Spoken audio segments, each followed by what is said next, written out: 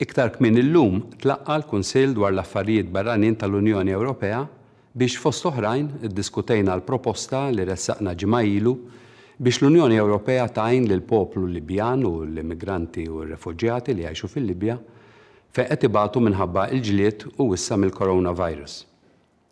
It-talba tagħna kisbet l-appoġġ ta' sħabna fl-Unjoni Ewropea u għalhekk b'sodisfazzjon ngħid li ġiet aċċettata.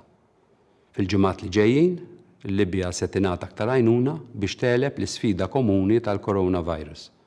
Se tingħata wkoll iżjed għajnuna biex tkun tista' trażżan it-traffikar tal-bnedmin. Fuq il-kosta Libjana hemm madwar 250,000 immigrant u refuġjat. Hemm traffikanti tal-bnedmin lesti jisfruttawhom u jsiru sinjuri minn fuqhom billi jibatuhom f'dingis lill-Ewropa.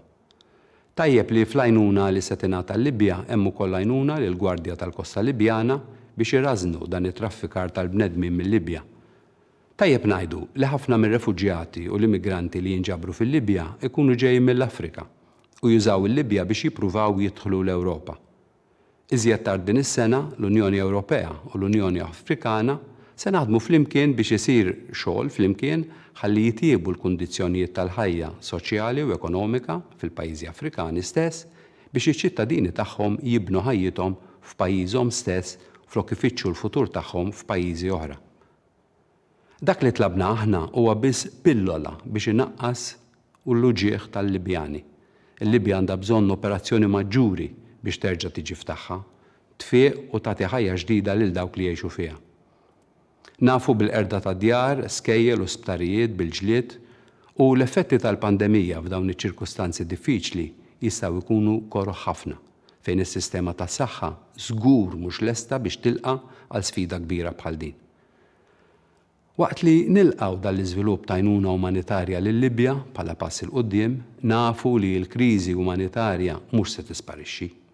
Għalhekk Malta se tibqa' taħdem favur soluzzjoni politika permanenti biex il-Libja tassew tqum fuq saqajja fil-paċi u toffri futur liċ-ċittadini tagħha u lil dawk li jgħixu fiha. Minkejja ċ-ċokon tagħna bħala Malta qed nerġgħu nkunu minn ta' quddiem biex naraw li ngħinu lill-ġirien tagħna. Ġibna l-appoġġ ta' sħabna l-Istati Membri, tar-Rappreżentant Oli u l-Viċi President tal-Kummissjoni Josep Borrell u tal-Kummissarju Oliver Varhelyi. Irrid fisem il-Gvern u l-Poplu Malti nirringrazzjahom tal-appoġġ biex din it-talba tagħna tintlaqa mill-ewwel. Issa importanti li din l-għajnuna tilħaq lil dawk li għandhom bżonna. Għad baqa' ħafna xi jsir biex flimkien nindirizzaw b'mod effettiv u uman il-fenomenu tal-immigrazzjoni irregolari. Dan li ksibna llum joffri daqsxejn tama oħra għal aktar progress.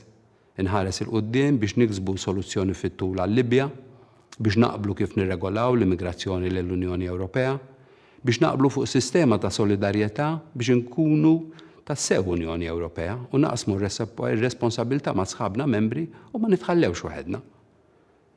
Irridu minn issa sistema ġusta biex sħabna fl-Unjoni Ewropea jerfgħu magħna r-responsabilità u b'mod ġust jieħdu s-sem tagħhom mill-immigranti li salvajna fil-baħar tagħna.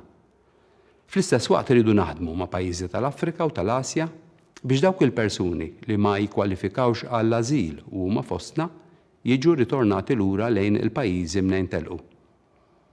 Nirringrazzja mill-ġdid lil sħabna fl-Unjoni Ewropea għal dan il-pass li għamilna llum. Fadal ħafna u ħafna xogħol diffiċli x'nagħmlu. Imma huwa fi żminijiet diffiċli quddiem sfidi kbar li iżjed u iżjed l-Unjoni Ewropea trid turi li aħna Unjoni tassew.